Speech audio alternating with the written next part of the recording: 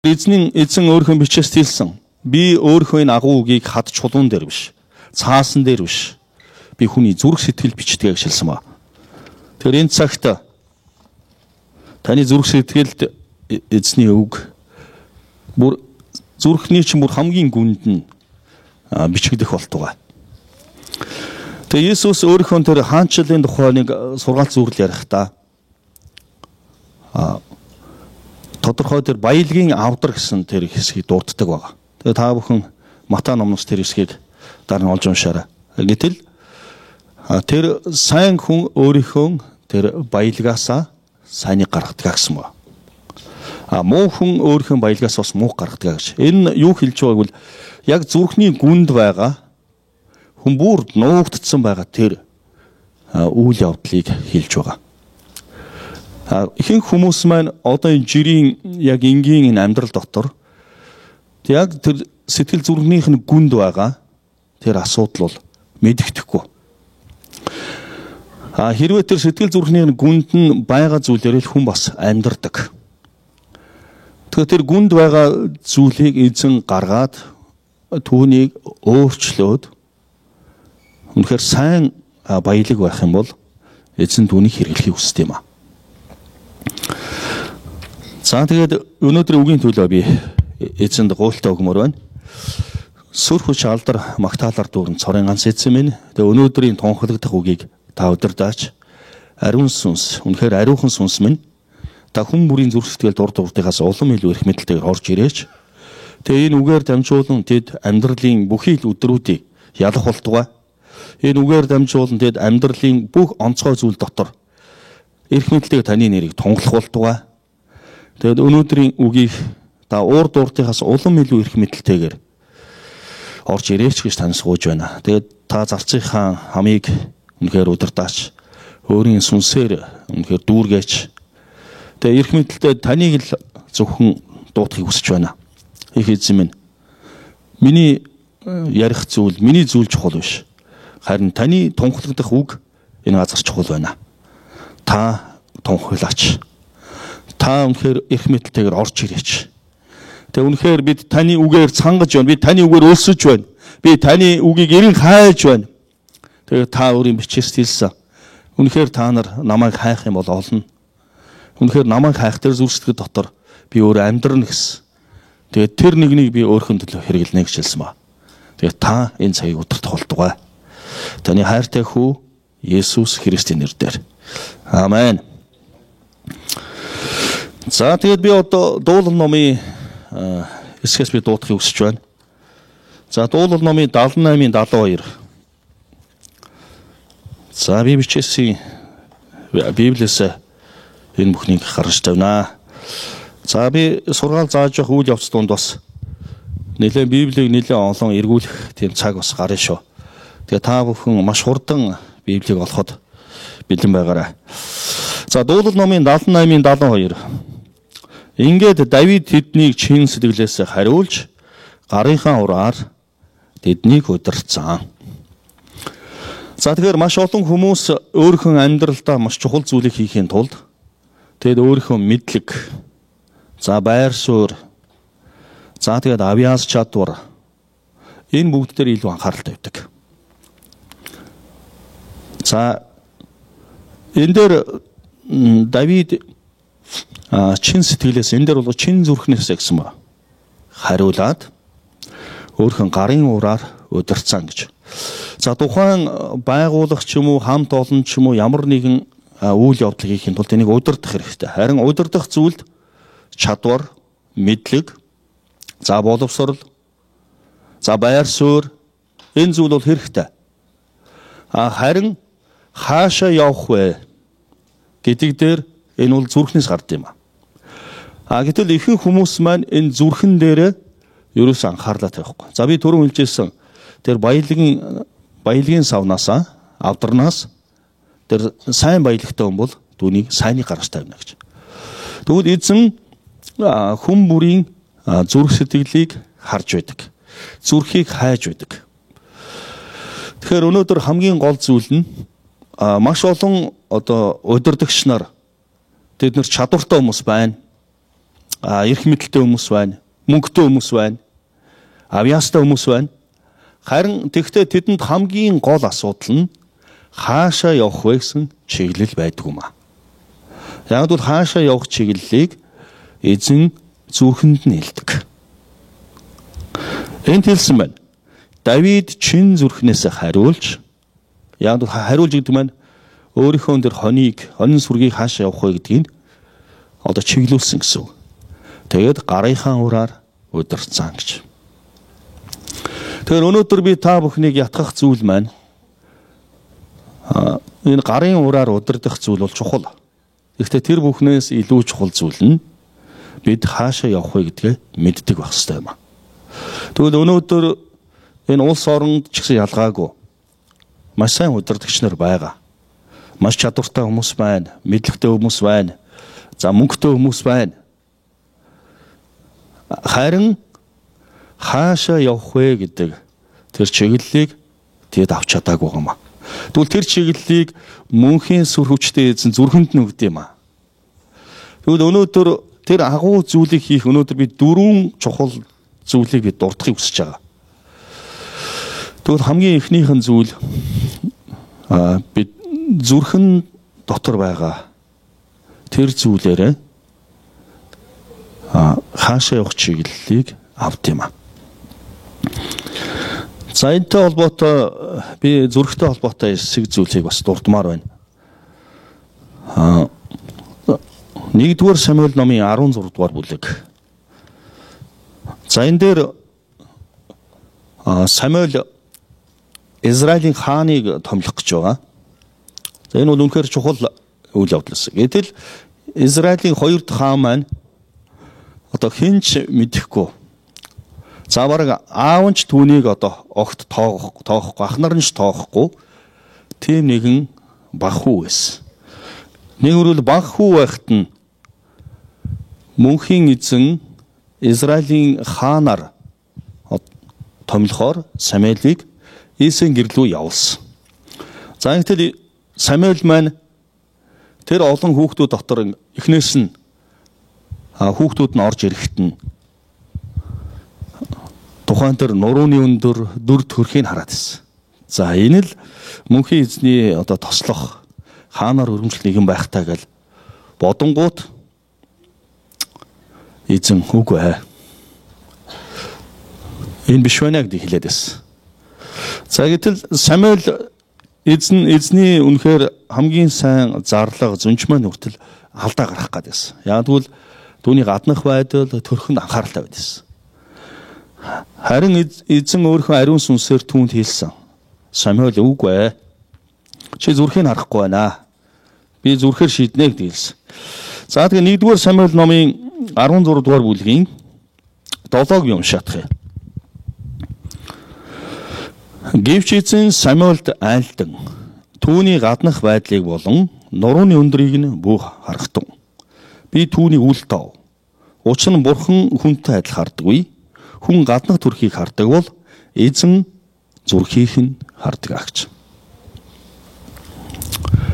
За энэ өргөөнд байгаа хүн бүрийг эзэн зүрхийг харж байгаа. Тэгээ та бүхний зүрхэн дотор юу байгаа гэдэг би бол мэдэхгүй байгаа. Харин эзэн сайн мэдж байгаа. Эзэн өөрийн бичээстэй Еврей номын 4:12 дээр эзний үг бол 2 талтай эртээ сэлэн мэт хурц сүнсээгээд нуус чумгийн салтлан нэвтрэн орж бүгдийг мэддэг гэж хэлсэн ба. Тэгэхээр эзэн бидний үсний тоо ширхгийгч мэднэ. Тэгвэл эзэн хүн бүрийн зүрхийг хардаг. За бичээсээ би өөр хэсгийг батхын бол бас хайж гаргая.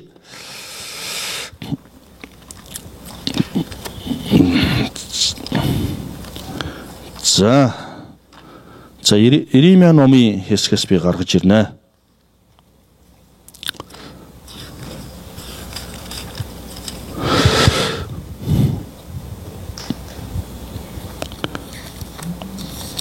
За Иремья номын 17-гийн би 10-ыг дуудъя. Эзэн би зүрхийг эрэлхийлж оюун бодлыг шалгадаг нь хүн бүр замуудынхын дагуу Үйлсийг нь үр дүнгийн дагуу өгөхийн тулд юм аа. За тэгэхээр хамгийн гол шалтгаан өнөөдөр бидний амьдралд тохиолдож байгаа бүх асуудал, бэрхшээлтэй зүйлс, маш агуу зүйлс болж чадахгүй байгаагийн нэг хамгийн ихний нэг шалтгаан бол бидний зүрхэн дотор байгаа тэр баялгаас болж байгаамаа. Тэгвэл таны яг зүрхний гүн угт байгаа тэр баялгийг эзэн хардаг.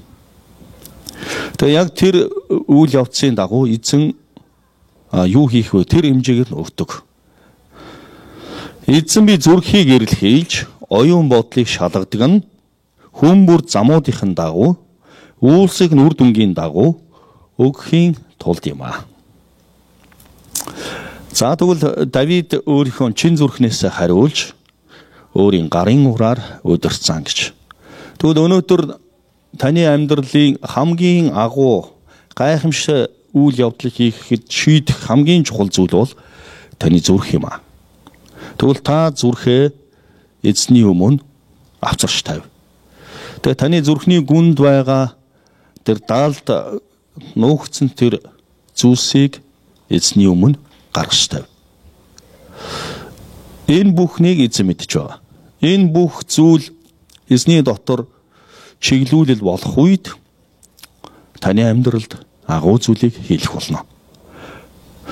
За энэ талаар би дараагийн бүтэн сайдэр ялангуяа тэр зүрхний гүнд байгаа баялагын талаар яг одоо энэ сургаалаар маш нарийн бас задлаж заах цаг бол байхгүй. Харин дараагийн нэм гарагийн цуглаанд би үнийг илүү тодорхой задлаж заах болно. Зүрхний гүнд байгаа тэр асуудлууд яагаад өнөөдөр тэр агуу зүйл хийхэд саад болоод байгаа юм бэ гэдгийг би дахиад 4 зүйл дотор задлана гэсэн үг. Зүрхийг дахиад нягтлана гэсэн үг. Харин одоо энэ цагт би юу хэлхийг хүсэж байгаа вэ гэвэл нэгдүгээр эзэн таныг агуу зүйл дотор хэрэглэхийн тулд хамгийн чухал зүйл бол суур нь бол таны зүрх юм аа. Яг таны зүрхэнд байгаа тэр үйл явдлаас эзэн танд өгдөг. За жишээ нь миний хүү аав дээр ирээд аяга авцарсан.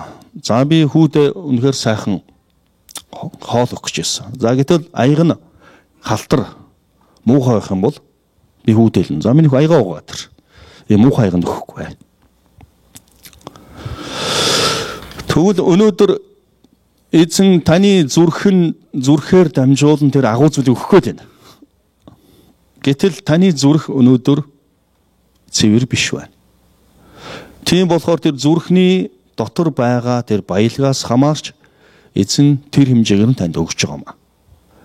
Хэрвээ таны зүрх үнэхээр дотроо үнэхээр агуу бол эзэн тэр агуу зүйлийг өгөх болно. За хүмүүс бол хүний гаднах байдлыг хардаг бол эзэн зүрхийг хардаг юм. Тэгвэл өнөөдөр хүмүүс хүнийг дандаа юутай вэ гэдгийг нь хараад л байгаа.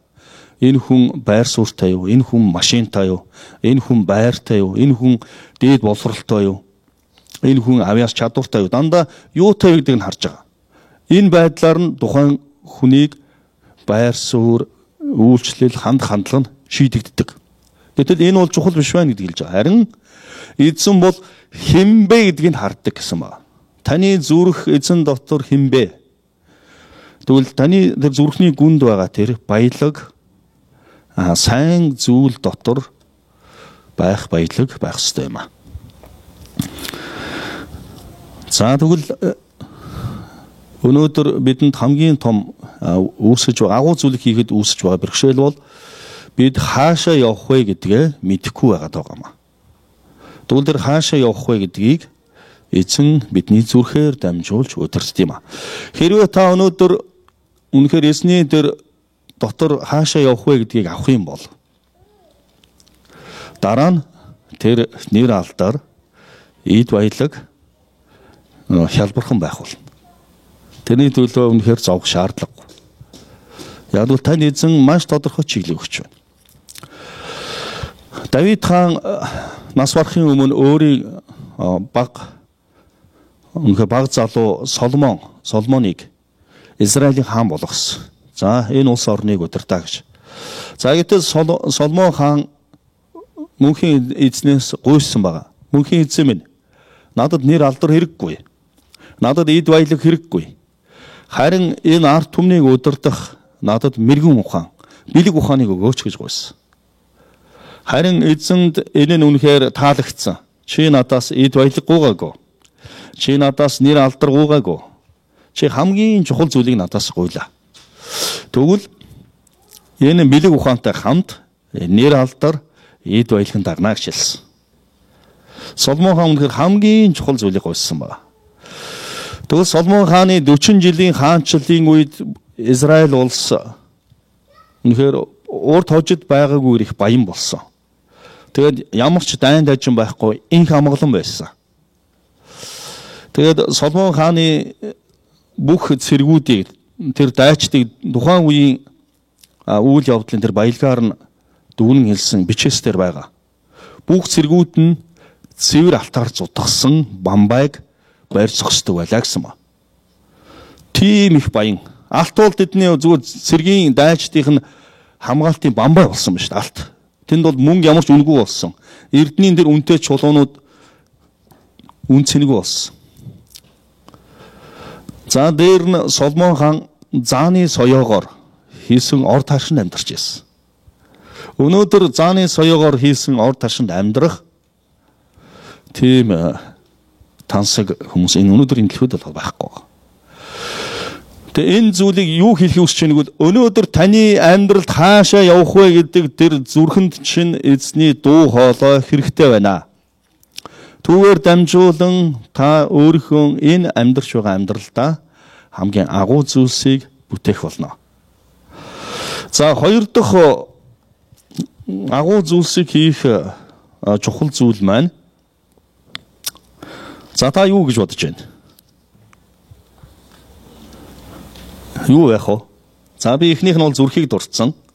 Өнөөдөр та зүрхээ эзний дотор өмнөхөр угаалгах, цэвэрлүүлэх, шалгуулах хэрэгтэй. Давид үргэлж та миний зүрхийг шалгаач.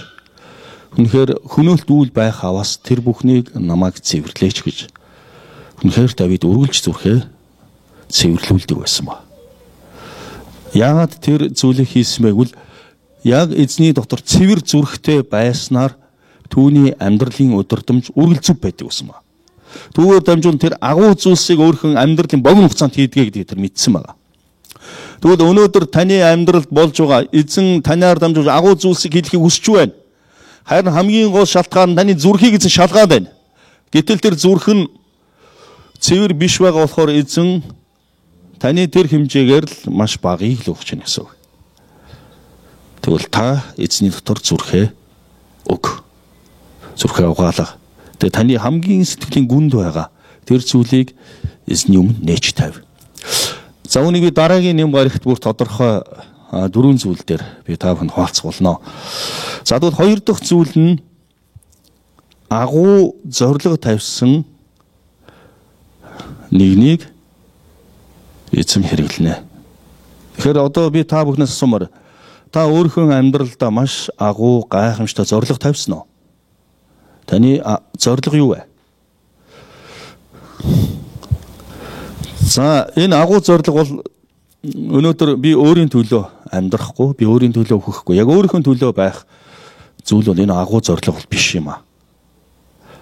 Харин тухайн үндэстэн өөрхөн ард түмний төлөө та агуу зориг тавих ёстой. За энэ зоригтой холбоотой би Библийн хэсгийг дуудъя. За Филиппо номын за Паул энэ агуу зорилгыг авахын төлөө амьдралд маш олон зүйлийг хайсан байна. Саад болжсэн зүйлсийг хайсан. За тэгэхээр энэ агуу зорилгын төлөө бидний амьдралд бас саад болж байгаа зүйлийг бид орхих хэрэгтэй байд юм аа. За би хоёр дахь зүйлийг дуудахдах. За Филиппо номын 3 дугаар бүлгийн за та бүхний хөтөлбөр дээр би бичигдсэн байгаа. Гэтэ би Библийн бичээсээс уншнаа. За 7-оос 14. Гэвч миний хувьд ололт байсан бүх юмсыг би Христийн төлөө гар цохирол болгон тооцов. Тэрч байтугай би өөрийн эзэн Христ Есүсийг таньж мэдхийн давуу агуу байдлын төлөө бүх юмсыг гар цохирол болгон үздэг. Би түүний төлөө бүх юмсыг гар цохирлыг амсаж тэдгээрийг хог гэж үздэг нэ. Христийг олохын тулд бөгөөд хуулиас гардаг өөрийнхөө зөвхт байдалтай биш, харин Христэд итгэлээр ирдэг, итгэлийн үндсэн дээр Бурханаас ирдэг зөвхт байдалтай. Түүний дотор би олдохын тулд юм аа. Ингэхдээ би түүнийг болов. Түүний амьдлалтын хүч, зовлонгуудын нөхөрлөлийг таньж мэдэн, түүний үхэлтэй адилхан болгогдож, үхэгсдээс амьлуулагдахад хүрмээр байна. Би хэдийн хүлээн авсан юм уу эсвэл хэдийн төгс болчихсон доо биш. Харин би бас Христ Есүсийн юуны төлөө баригдсан түүнийг барьж авахын тулд уршилдаг. Ах дүүнраа, би өөрөө хараахан барьж авсан гэж боддоггүй. Харин нэг л юмыг хийдэг.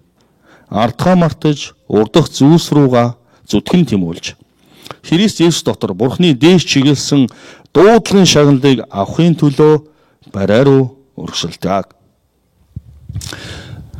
За Паул өөрийнхөө амьдралд маш их ололт байсан зүйлсүүдээ бүгдийг би хог болгосон гэж хэлсэн. Гэвч миний хувьд ололт байсан бүх юмсыг би Христийн төлөө гар захирал болгон тооцвоо.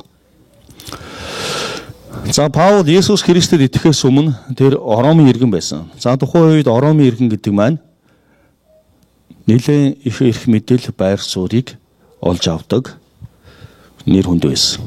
За дээр нь тэр маш параш бүлгийн чанга дэглэмийн нэлээд тэргүүлэгч нэгэн байсан. За түүний өнөөдрийн одоо байр суурь дээр авч үзэх юм бол доктор, профессорын хэмжээнд мэрэгшсэн мэдлэг чадвартай юм байсан. За маш олон хэлийг эзэмшсэн нэг юм байсан. За түүний эд баялаг гэх юм бол маш олон баялагтай. Гэтэл энэ бүх зүйлс нь тэр агуу зорилгыг биелүүлэхэд саад болж байна гэдэг тэр өөрөө хүлээн зөвшөөрсөн. Тэр бүгдийг тэр хог гэж үзсэн. Шууд ингэ базаад хогийн савнд шууд хайсан. Тэгвэл өнөөдөр таны амьдралд маш олон зайлшгүй хаях ёстой. Таны тэр агуу зүйлс хийхэд саад болж байгаа олон зүйл байна.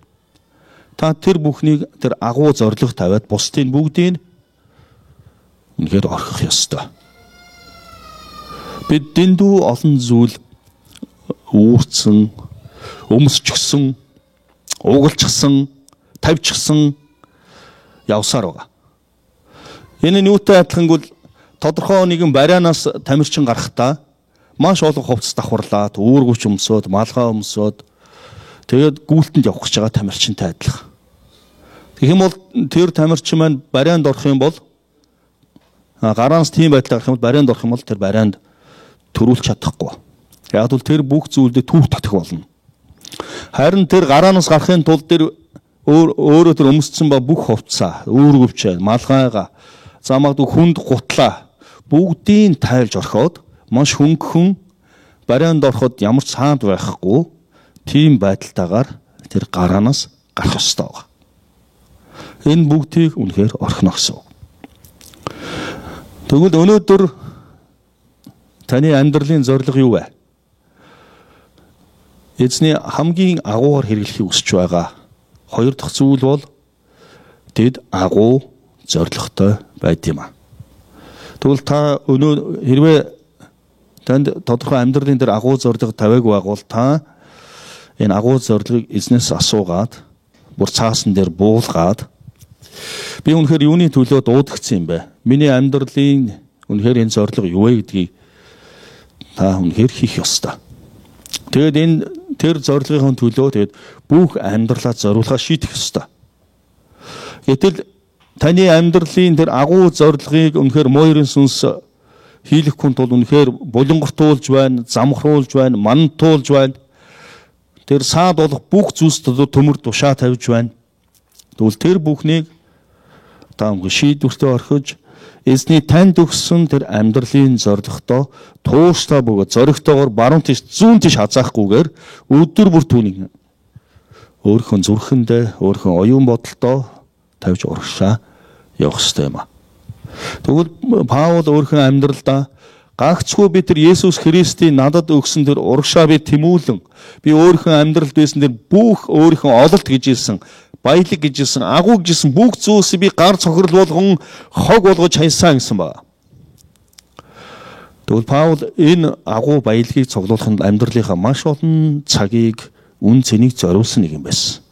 Харин Есүс Христийг олсны дараа энэ бүхэн үнэхээр саад болох юм байна гэдгийг ойлгоод бүгдийг хайсан. За та өөрийнхөө баруун гар талд, зүүн гар талд байгаа нэгэнд таны амьдралын зорилго юу вэ гэж асууя. Та амьдралын агуу зорилготой юу? Таны амьдралын зорилго юу вэ?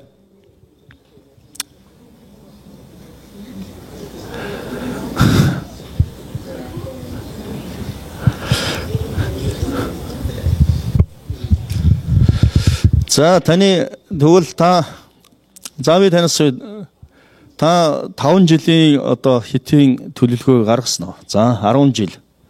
10 жилийн дараа та ямар байх вэ? За магадгүй 10 жилийн дараа надтай пастораа би тантай уулзмаар байна гэдэг. За үнэхээр агуу зүйлийг хариул ямар гайхамшигтай. Би тийм гэрчлэлийг хуваалцсан эзний арт түмэн эзний дайчид байгаж би итгэлтэй байна. Тэгвэл өнөөдөр мөнхийн эзэн таныг хэрэглэмээр байна. Харин таны амьдрал дээр агуу зориг байна уу гэдгийг хайгаад байна. Тэгэхээр яг амьдралын агуу зоригтой хүмүүс түүнийг давуулан дийлэх гэж байгаа. Харин амьдралын зориггүй хүмүүс бол амьдралынхаа маш олон зүйлсийг хэрэггүй дэмий үрдэг, цагаа алддаг гэж байгаа. Тэгэхээр та өөрийнхөө амьдралд тууштай бөгөөд зоригтойгоор эзний алдрын төлөө та зориг тавих ёстой. Тэгвэл хоёр дахь тэр агуу зүйлд бэлтгэгдэх чухал зүйл бол зориг байна. Агуу зориг. Тэгээд та энэ агуу зорилгоо бүр нарийн бүр дицнарыг гаргах ёстой. Дицнарыг нь ойлгож байна тий. Бүр нэг бүрчлэн үйлдэлүүдийг гаргах ёстой. За эхний ойролцоогоор би 5 жилийн зорилт хий. Энэ бол яг арай богиноц. Тийм бол 5 жилээ тавиад тэгээд та жилд юу хийсэн байх ёстой. За улирал юу хийсэн байх ёстой. Сард юу хийсэн байх ёстой. 7 хоногт юу хийсэн байх ёстой. Өдөрт юу хийсэн байх ёстой гэдгийг бүгдийн нарийн гаргана гэсэн үг. Та үүний төлөө залбираад эзний өмнө суuna гэсэн үг. Тэгэд үүнийхээ төлөө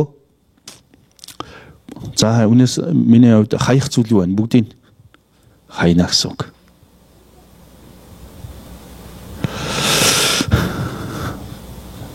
За би чуулганыхаа нэг настай эмээ өвөгийн гэрт очсон. Тэгээд гэр орны цэвэрлэх шаардлагатай болсон. За гэтэл нөгөө өгчүүд маань за энэ нь чирэхтэй, тэр нь чирэхтэй гэрт нэгэд маш олон зүйлсийг хадгалсан байсан. За тэгээд нэг зүйл нь за энийг ер нь гаргаа хийчихээр гүүг наад чинь дараа нь хэрэг болно үгүй байж гэл. За өөр нэг зүйл юм байна. За энийг хаях уу? Гүү наад чинь дараа нь ерөөсөө хаяхгүй. За тэгээд зоригтойгоор тэр гэрээс нь бүх зүйлсийг гаргаад гадаа тавьчаад тэгээд нэг буруу юм ийцээ. Юу буруу исэн гэхээр за яг уу ерөөсөө та нарт нэг юу болгоё, зөвшөөрөл болгоё. Яг хэрэгтэй гэсэн нэг л зүйлээ аваарай гэсэн чинь энэ ч хэрэгтэй буцаагаад нөгөө гараж тавьсан юм чинь дийдэх юм буцаагаад авцсан. Тэгвэл та өнөөдөр таны амьдралд хамгийн агуу зорилгоо биелүүлэхэд хэрэгцээтэй хамгийн чухал зүйлээ та өөртөө үлдээн бусдыг хайна гэсэн үг. Орхон гэсэн үг. Тодорхойр хэлэх юм бол яг таны амьдралын хамгийн агуу зүйлийг хийх та 3 зүйлийг л авч үлдэнэ гэсэн үг. Бусдыг бүгдийг орхон гэсэн үг. Ялангуяа монгол хүмүүс бидний хувьд айгүй универсал байдаг. Нэг зүйл хийхэд чадна хийчихдээ. Өөр зүйл хийх чадна айгүй. Харин энэ нь агуу зүйлийг хийхэд бүгдийн юм баланстай болгочихж байгаа. Гэтэл тэр бусад зүйлээ бид орхих юм бол хамгийн чухал агуу зорилго маань өндөр босч ирнэ гэсэн үг. Түүнд бид бүх хүч чадлаа дайжлна гэсэн үг. Түүний төлөө бүх амьдралаа зориулна гэсэн үг. Тэгвэл Паул өөрийнх нь амьдралд байсан бүх агуу зүйлсийг орхиод ганцхан Есүс Христийн төлөө бүх амьдралаа зориулахар шийдсэн. Үүнийг дагуулan дийлсэн эзэн алдар болсон ба. За тэгвэл хоёр дахь зүйл дээр юм байна. За гурав дахь зүйл агуу зүйл хийхэд шаардлагатай гурав дахь зүйл юу вэ? За та юу гэж бодож байна? За гурав дахь зүйл нь амьдралаасаа саад болох бүх гим муу мухай зүйлсийг амьдралаасаа зайлуулсан байт юм а. За энэтэй холбоотой би Библийн түүх за Еврей номын 12 дугаар бүлгийн за 1-2-ыг уншаадах юм. Тиймээс бид өөрсдийг минь хүрээлэн буй гэрчлэлийн үлэм жагуу үйлдэл тул альва саа дотор ба бидний тун амархан өргөддөг нүглийг хажуу тийш нь тавьж өмнөө тавигдсан уралдаанд дэвчээртэйгээр гүйцгээе. Итгэдэг эхлүүлэгч бөгөөд бүрэн дүүрэн төгсгөгч болох Есүс рүү харааган чиглүүлье. Тэр өөрийнх нь өмнө тавигдсан баяр баясгалангийн төлөө гутамшгийг эс тоомсорлон загламайг дэвтсэн бөгөөд Бурхны сэнтийн баруун гар талд заларсан юм а. За энэ хэсгээр хэлсэн байна. Тиймээс бид үлэм жагуу гэрчлэлийн үйлдэл тул альва саа дотор ба бидний тун амархан өргөддөг нүглийг хажуу тийш нь тавьж өмнөө тавигдсан уралдаанд дэвчээртэйгээр гүйцгээе. За тэгэхээр өнөөдөр бидний дотор байгаа тэр гим муу зуршил энэ бүх зүйлстэй бид нүүр тулаад түүнийг үнэхээр орхих хэрэгтэй. Хэрвээ энэ зүйлдээ нүүр туулж үүнийг орхихгүй бол бид агуу зүйл хийж чадахгүй. Хэрвээ бид тодорхой өндөрт гарцсан байгаад өөрийнхөө энэ гим алдаанаас болж маш хүчтэй доош унана гэсэн үг. Бүр хизээш босхгүйгээр унана гэсэн үг. Харин эзэн өөрийн хүмүүсийг хизээш нурахгүйгээр үнэхээр суурийн бат тавьж тэр үнэхээр агуу зүйлсийг хийх хүсэж байна. Тэгэхээр та өөрийнхөө муу зуршилтай гим нүгэлтэйг нүүр тулах ёстой. Миний доктор үнэхээр намайг хөнөөдөг ямар муу зуршил байд вэ? Тэгээ түүнтэйгээ та тэмцэлдэх ёстой. Түүнийг бүр шийдвэртэйгээр өөрийнхөө амьдралаас зайлуулах ёстой.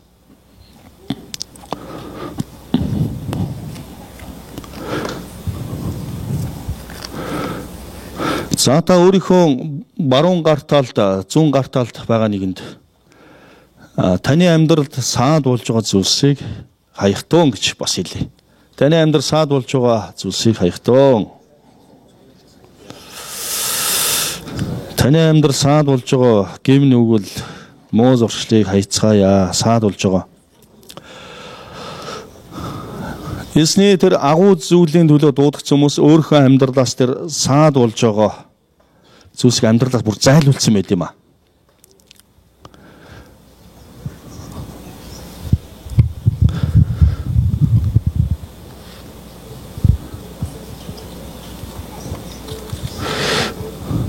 За энэ бүгдийн төлөө бид нар өдөр бүр нүүр тулж үний бүр сахилга баттайгаар өөрийнхөө амьдралаас зайлуулах ёстой. Яг нь эдгээр зүйлс байгаа болохоор таны амьдрал агуу зүйл хийгдэж чадахгүй байна гэсэн үг. Таныг агуу зүйлийн төлөө ашиглагдаж чадахгүй байна гэсэн үг. Яг нь эдгээр гим нүгэл тэр муу зуршлууд маань урагш үнэхээр тавшихад ямар саадгүй гүүхэд эдгээр саад болж байна гэсэн үг. За тэгэхээр би та бүхний доктор ямар гим ямар муу зуршил баг би сайн мэдэхгүй. Харин эзэн сайн мэдж байгаа. Тэгээд зарим үе надад тэгж бодогддог. За магадгүй хэн нэгэн хүмүүсийн гэрт ингэж симхэн нууц камер зоочих юм бол тухайн хүн ер нь гэртээ энэ аслан байд юм уу? Энэ бар байд юм уу? Тоос байд юм уу гэдэг уг нь мэдхээр байгаа юм л да. За гэтэл яг гэрийнхээ хаалгаар гарахтаа шал өөр дүр төрхтэй болчдөг болохоор тэр ямар зан чанартай, ямар сул талтай нь бол мэдэхгүй байгаа. За гэтэл хүмүүс нэг зүйл дээр маш их олон алдаа хийдэг. Ямар алдаа хийдэг гэхээр за эргэн тойрон хүмүүс байхгүй нэгэд өөрийнхөө тэр ямар нэгэн тэр муу зуршил гимээ үлддэг. Харин тэд хизээж дэш хардаг. Гэтэл дээрээс мөнхийн эзэн хөөй нөхөр минь гэдээ хараад идэг. Тэгээ энэ цаад болж байгаа энэ гим нүгэл энэ муу зүйл чи орхиоч гэдэг. Гэтэл эргэн тойрон хүмүүсэл хараад идэг. Тэр хараагүй. Тий. Эсвэл би ганцаараа байна гэсэн ийм байдлаар бид өөрсдийнхөө муу зуршил гим нүгэлтэйгээ эвлэрсээр байдаг. Тэг ийм байдал дотор эзэн таныг агуугаар хэрглэж чадахгүй маа. Тэгвэл та үүнтэйгээ нүүр тулж үүнийгээ орхих ёстой.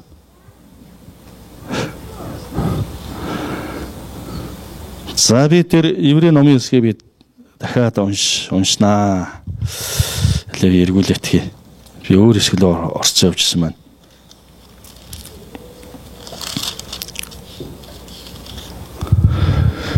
Тиймээс бид өөрсдийг минь хүрээлэн буй гэрчлэлийн үлэм жагуу үүлтэй тул альва цаан дотор ба биднийг тун амархан урагддаг нүглийг хажуу тийш нь тавьж өмнөө тавигдсан уралдаанд дэвчээртэйгээр гүйцгээе.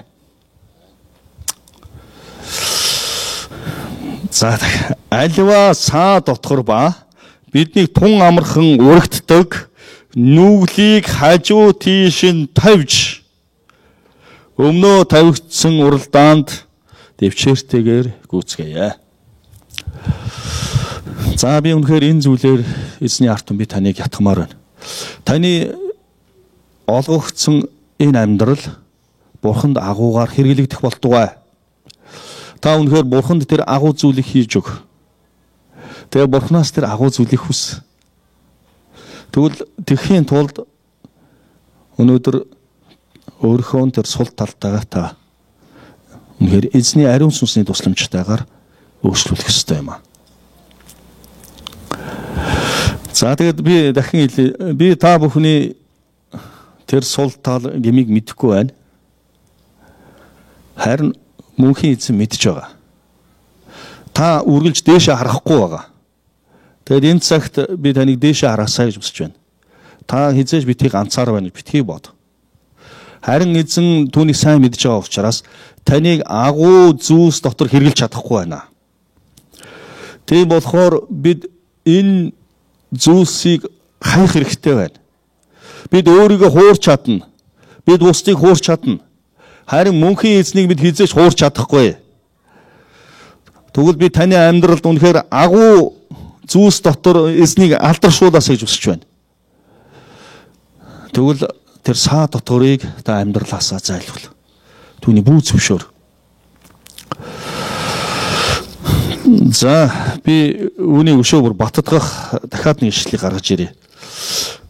Ер нь 2-3 ишлэл гаргаж ирвэл бүр хаашааш гарахгүй болгоно. Нэг болохоор за энэ нэг зүйл байх юм гэж болно. Тэгвэл бүр дахиад Библийн 2 дахь гэрчийг дуудъя.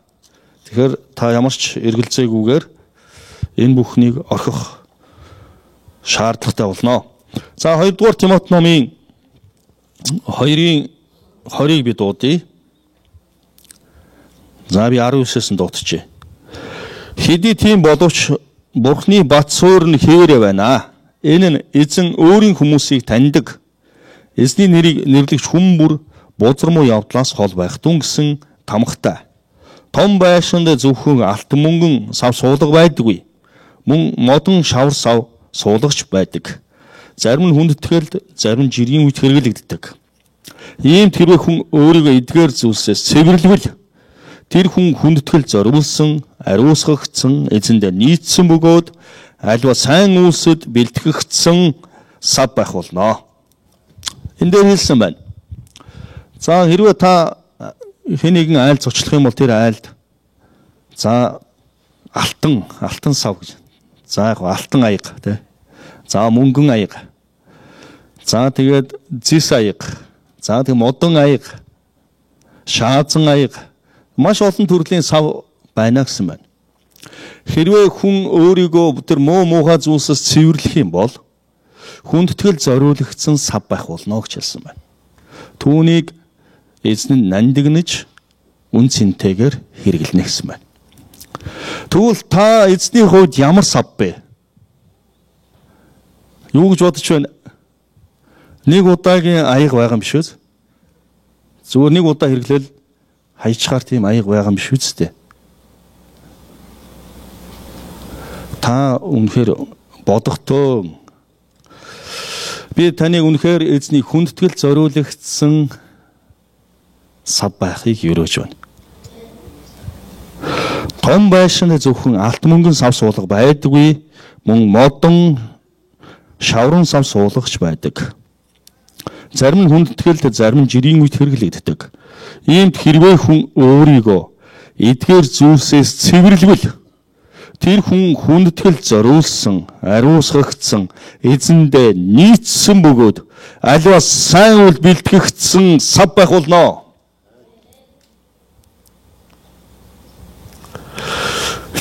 За та өөрийнхөө баруун гартал, зүүн гартал хэлэх үү? Та ямар аяга, тэ ямар сав бэ? Та ямар аяга сав бэ? Энэ дотор за би бол үнэхээр алтай аяга байна гэж хэлэх хүн байна уу? За миний дотор тэр муу муухай зүйлс байхгүй. Шууд эзэнд би таалагдсан, гарцаагүй хүндэтгэл зориулагдсан би сав байна гэж. За та өөрийгөө яг ямар би эзний дотор ямар сав бэ гэдгийг мэдж байгаа. Тэгээд би таныг хүндэтгэл зориулагдсан, эзэндээ нийцсэн сав байхыг хүсэж байна. Таны дотор эзэн өөрөө амьдардаг, эзнийг алдаршуулсан, эзний гайхамшигыг дуудуулсан нэгэн байх болтугай. За тэгвэл 3 дахь зүйлс одоо 4 дахь хэлэх гэж байна уу? Юу лээ? Одоо 4 дахь нь. За 4 дахь нь агуу үйлсэд хэрэглэгдэх 4 дахь зүйл юу вэ? За энэ эзэнд өөрийгөө бүрэн тавьж өгсөн, бүрэн өөрийгөө өгсөн хүн байдаг. За ер нь ихэнх хүмүүс маань эзэнд өөрийгөө бүрэн тавьж өгдөггүй. Танд өөртөө үлдээгээд. Энэ минийх. Эзэнд 100% өөрийгөө тавьж өгөөгүй байна. Эзэн өөрийгөө бүрэн тавьж өгсөн хүнийг агуу зүйлд хэрэгэлдэг юм аа. За энэтэй холбоотой ишлэгийг Ром номын 12 дугаар бүлгийн 1-2-ыг би дуудъя. За энэ 12-ыг бүгд ихэнх нь баг шийж мэтэндээ. Ийм дахтуунараа өөрсдийн бие Бурханд тааламжид амьд ариун дахил болгон өргөхийг Бурхны өршөөлөөр та нараас ичингүүлэнгуяа. Энэ нь та нарын сүнслэг мөргөл мөн. Энэ үеийн явдал бүү нийцэхдэн харин зүр сэтгэлээ шинчлэгдснээр өөрчлөгдөж Бурхны хүсэл юу болохыг тухайлбал сайн, тааламжид, төгс төгөлдөр хүслийг нь батлагтон гэсэн байна. За эзэнд өөрийгөө бүрэн тавьж өгсөн хүн өөрийгөө батлах гэж оролддог юм аа. За та бүхэн миний юу гэж бодож байна? Өөрийгөө батлах гэж оролдохгүй. За бусдын дотор ингээд за би намайг хүндэлдэггүй юм байх таа гэх нэг хүндэтгэл авах гэдэг. Тэгвэл үнэхээр эзэнд өөрийгөө тавьж өгсөн бол хизээч энэ хүн намайг хүндлээсэй гэж өөрийгөө батлах гэж оролддог юм аа. Яагаад гэвэл тэр эзэн дотор хэн бэ гэдгийг мэддэг. Тэнд энэ дэлхийн хүндэтгэл ямар ч хэрэггүй. Тэр эзний юу хийх ёстой гэдгийг л тэр хийдэг. Тэгвэл эзэнд өөрийгөө бүрэн тавьж өгсөн бол түүнд алдаж эндэх зүйл байхгүй болсон байдаг. Яг бол тэр амьдралын ямар ч зовлон, ямар ч бэрхшээл, ямар ч хүн зүйлийг туулахад тэр өөр бэлэн байт юм аа. Яг бол тэр эзэнд өөрийгөө бүрэн тавьж өгсөн. Амьдралд нь түүнтэй үхэл нүүр тулсан ч гэсэн тэр айхгүй. Түүний өмнө ямар ч зовлон тохиолдсон тэрнээс айхгүй тэр. Яг бол алдгаас айдгүй. Энтэхээс айхгүй. Яг бол эзэнд тэр өөрийгөө тавьж өгсөн. За тэгвэл эзэнд өөрийгөө бүрэн тавьж өгсөн хүн маань үнэхээр далдлах, нуух зүйл бас байдгүй юм аа. Нэгсэн тунгалаг гэсэн үг. Тэгвэл өнөөдөр маш олон хүмүүс дотроо маш олон юм нуудаг.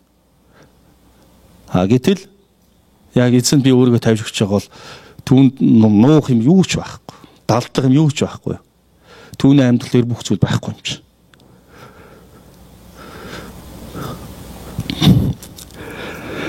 Ийм дах дүүнраа өөрсдийн биеэ бурханд тааламжууд амьд ариун дахил болгон өргөхийг бурхны өршөөлөөр та нараас хичээнгүйлэн гуя. Энэ нь та нарын сүнслэг мөргөлмөө. Энэ үеийн явдал бүүний цэгтэн харин зүрх сэтгэлээ шинчилснээр өөрчлөгдөж бурхны хүсэл юу болохыг тухайлбал сайн тааламж төгс төгөлдөр хүслийг нь батлах төөн гэсэн байна. За би түрүүн хэлжсэн дээр баталгаа шаарддаггүй гэж. За тэгэхээр зарим хүмүүс өөрийнхөө амьдралыг бусад хүмүүстэй харьцуулаад за энэ өнөөдөр ингээ айгүй гоё байртай машинтай байдаг юм. Гэтэл надад бүр байр байхгүй машин ч байх би ингээ явган явж явах юм. Энэ надаас илүү гарцсан байна. Ийм бодол байхгүй гэсэн. Харин өөрийнхөө байгаа зүйлдээ сэтгэл хангалуун. Үнэхээр талархъя. Өөрийгөө бусдад хизээш хинтээш харьцуулдаг. Яг тэгвэл тэр эзэнд бүрэн тавьж өгсөн юм аа. За зарим хүмүүс за ялангуяа энэ Монголд бас харагддаг. Нэг сайхан гэр орон байхгүй нэг гоё машин унтсан хүмүүс явж идэг. Тэр яаж н өөрийгөө батлах гээд байгаа байхгүй. Тэгээд яг артлынх нь амьдралыг харах юм бол баг өөртөө тэгсээр нэг хүмүүст би үнэхээр мөнгөтэй луут гэдгээ би харуулах хэрэгтэй гэдэг айгүй үнэтэй машин аваад унтсан байх шин. Тэгээ энэ бол үнэхээр ямар ч баталгаагүй гэсэн. Өрөвдөлтөө гэсэн. Харин эзний хүн бол дэрэгдэн за машин авах шаардлагагүй. Явган явж ш магадгүй. Яг бол тэр юуны төлөө амьдарч байгаа. Тэр өөрийнх нь амьдрал ямар баталгаатай юм тэр өөр мэдж байгаа. Түүн тэр бусдад өөрийгөө ингэж батлан харуулах гэж оролдох ямар шаардлага байхгүй. За зарим хүмүүс одоо юу гэдгийг одоо 99-11-т дугаар ингэж барихгүй л бол хүмүүс надтай харилцахгүй. Ялангуяа энэ бас Монголд л юм байгаа бах л та. За өөр маш олон зүйл. За би үнэхээр илүү брендинг үнэхээр чамин харагдах ёстой ч гэдэг юм уу. За тэр надаас илүү гарчлаа. Би үний заавал дээр нь гарах ёстой ч гэдэг юм уу. Энэ бол баталгаагүй байдал юм аа. Харин эзэн надад яаж оноож өгсөн, надад ямар нэгүслээ өгсөн би түүн дотор нь амьдрах болно. Би байгаа юмдаа сэтгэл хангалуун байх болно. Харин миний амьдрал бүрэн би эзэнд өөрийгөө тавьж өгсөн юм аа. Яг л миний амьдралаар дамжуулан тэр эзэн алдаршин чухал байна. Миний нэр алдаршин чухал биш. Тэгээд маш олон хүмүүс дотроо оюун бодол дотор дандаа эрсдлийг боддог. За би үнэхээр эзний төлөө амьдрах юм бол надад ийм эрсдэл байх бах та. Би ийм асуудалд орох бах та. Ийм бэрхшээлүүд учрах бах та. Гэтэл эзэнд өөрийгөө бүрэн тавьж өгсөн бол энэ бүгдээс айхгүйгээр зөвхөн түүний алдрыг дуудуулахаар амьдралаа зориулт юм аа. Яг бол тийм зүрх сэтгэл эзэн хизээч дорд оруулахгүй. Үнэхээр агуугаар босгоно. За тэгээ би өнөөдөр энэ дөрвөн зүйлийг дурдж байна. За дөрвөн зүйлийн хамгийн эхнийх нь юу вэ? Нэгдүгээрх нь таны зүрх. Таны зүрхэн доторх баялагаар та агуу зүйлсийг хийх болно. Та хаашаа явахаа мэдэх ёстой.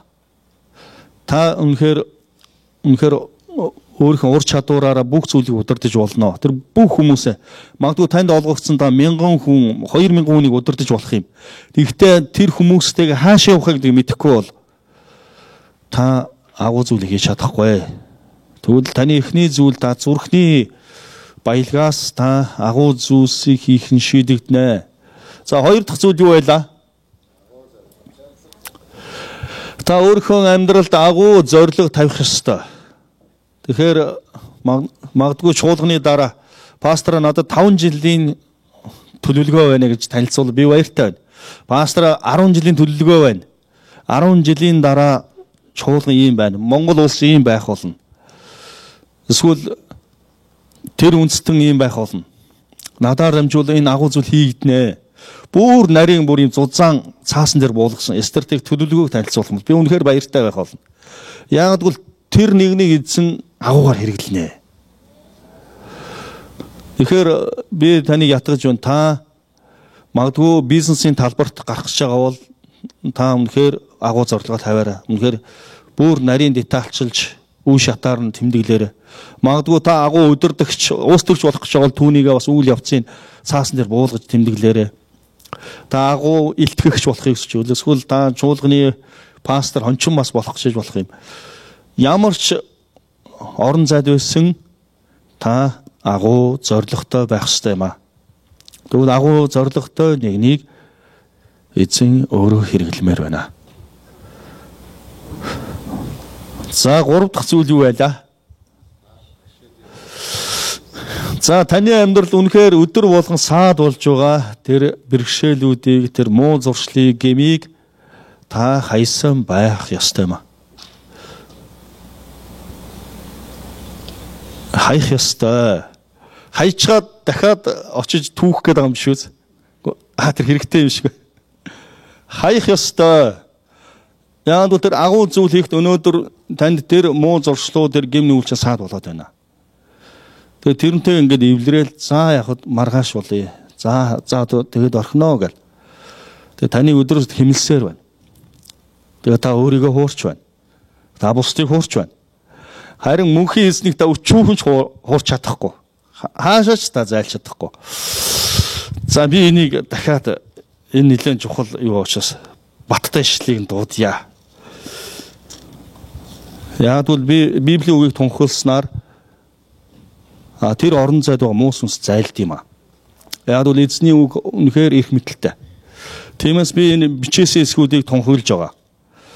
Тэгэхээр яг энэ хэсэг дээр би тунхаглыг дуудана гэдэг бол бас ерөөл юм аа.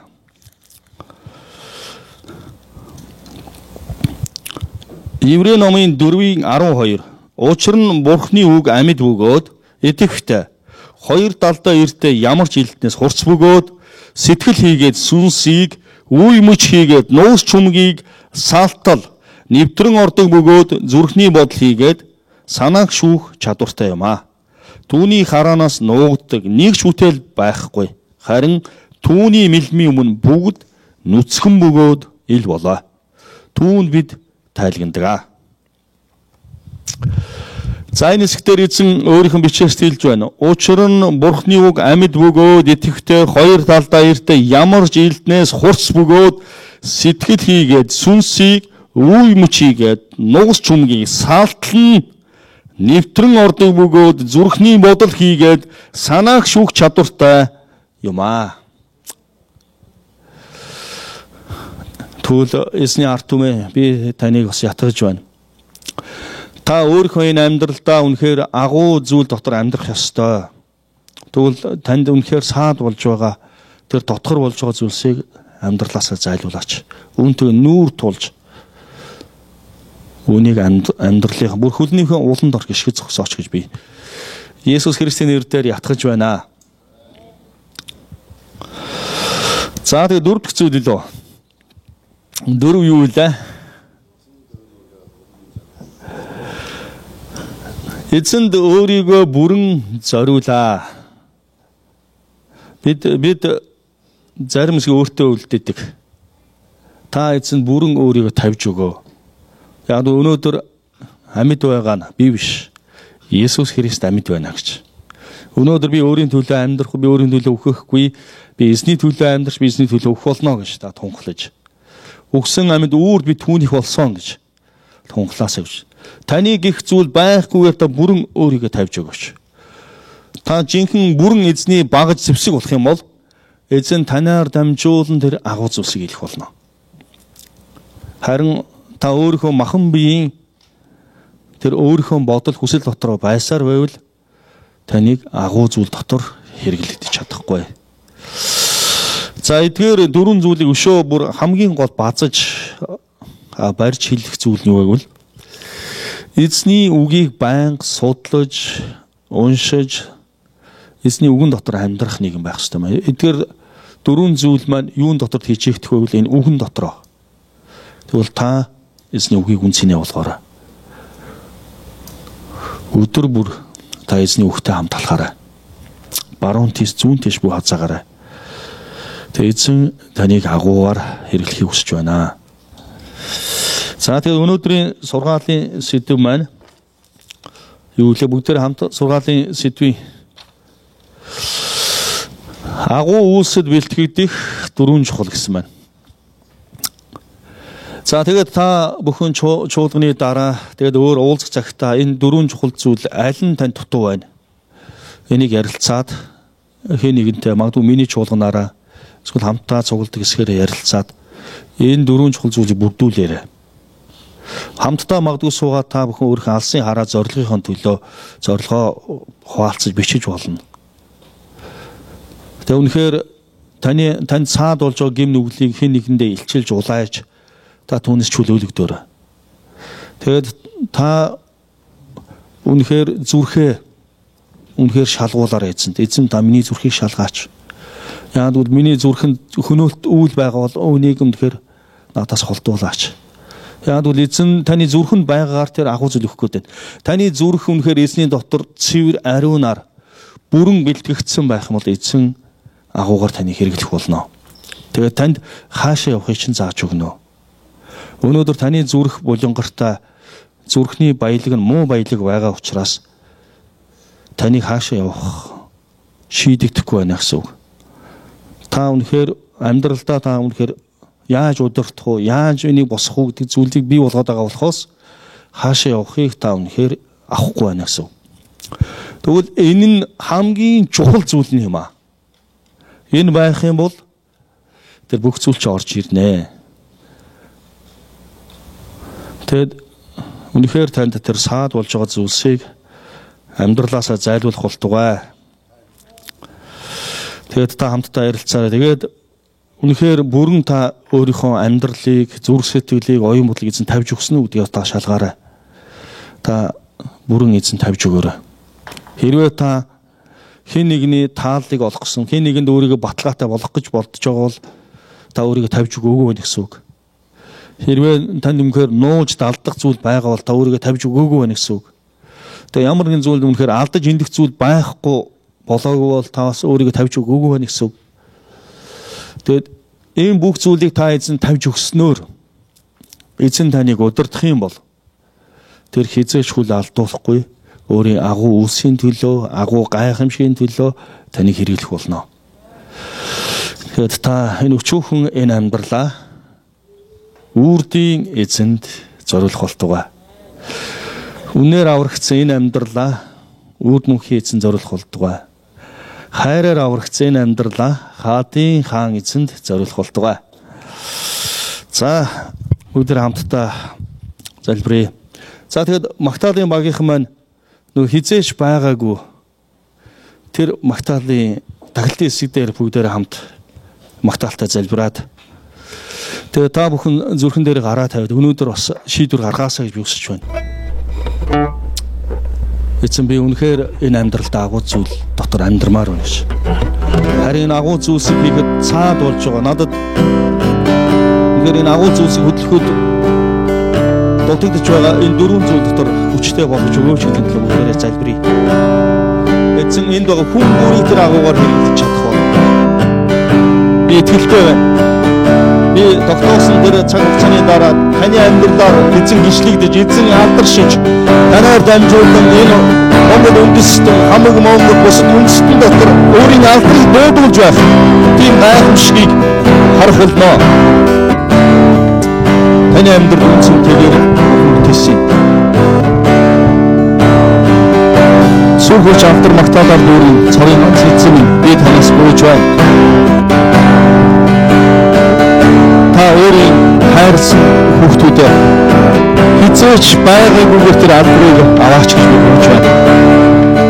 Өөр тоожид хизээч байгаагүйгээр тэр хүүхдүүдийг аваач гэж би гуйж байна. Өөр тоожид хизээч байгаагүйгээр тэр яруу алдрыг өөрхөө өргөөч гэж би гуйж байна. Тэгээд өнөөдөр та тэр агуу зүйл дотор та дуудсан агуу зүйлийн төлөө та биднийг аварсан. Цорын ганц хүүгээ бидэнд өнгө болгож өгсөн. Өнөөдөр бидний саад болж байгаа. Би бүх зүйлсийг өнөөдөр Есүс нэрээр мурааж байна. Өнөөдөр бидний зүрхэн өөцсөн муу байдлуудыг би Есүс нэрээр мурааж байна. Халелуя эзэн. Та зүрхний тэр дуу хоолойгоор та зүрхийг хардаг учраас та зүрхийн цэвэр ариун таны өмнө байлгаж өгөөч. Үнэхээр зүрхэнд нь хүмүүст үйл байхаас тэр бүгдийг зайлуулж өгөөч гэж би гуйж байна. Халелуя их эзэн. Тэдний амьдралд та агуу зорилгыг тавьсан. Та тэр агуу зорилгыг нээж өгөөч гэж би гуйж байна. Та энэ агуу зорилгын төлөө тэдэнд маш тодорхой дүр зургийг харуулаач, тэмдгийг харуулаач, тэдэнд үйлдэлийг харуулаач гэж гуйж байна. Бидний амьдрал агуу зорилгын дотор дуудагдсан. Тэгээ таны алдрыг дуудуулсан бидний амьдрал утга учиртай, алсын хараатай, зоригтой байх болтугай. Та тэднийг маш нарийнаар харуулж өгөөрэй. Халелуя их эзэн. Өнөөдөр тэдний амьдрал цаад болж байгаа би гин нүглийг Есүс нэрээр зэмлэж байна. Тэдний амьдрал цаад болж байгаа би муу зуршлуудыг Есүс нэрээр зэмлэж байна. Тэдний амьдрал цаад болж байгаа тэр бүхэл зан чанарыг би Есүс нэрээр би зэмлэж байна. Халелуя их эзэн. Тэдний зайлуулаач. Их эзэн. Бүрэн тань өөрийгөө өргөх болтугай. Тэд тань бүрэн өөрийгөө тавьж болтугай. Тэд бүрэн өөрийгөө тань нээх болтугай. Тэд тань бүрэн өөрийгөө зориулах болтугай. Халелуя. Таны алдарт өсөж. Итгэх зүйлс дотор таны засныг өрөөж байна. Таны нэр шиг. Тэдний амьдрал агуй хүйсийг дуудаж байна. Би тэдний амьдрал таны агуйг алдар дуусгахыг би тунхаглаж байна. Тэдний амьдрал таны агуй ихний хүндлэлтийг би дуудаж байна.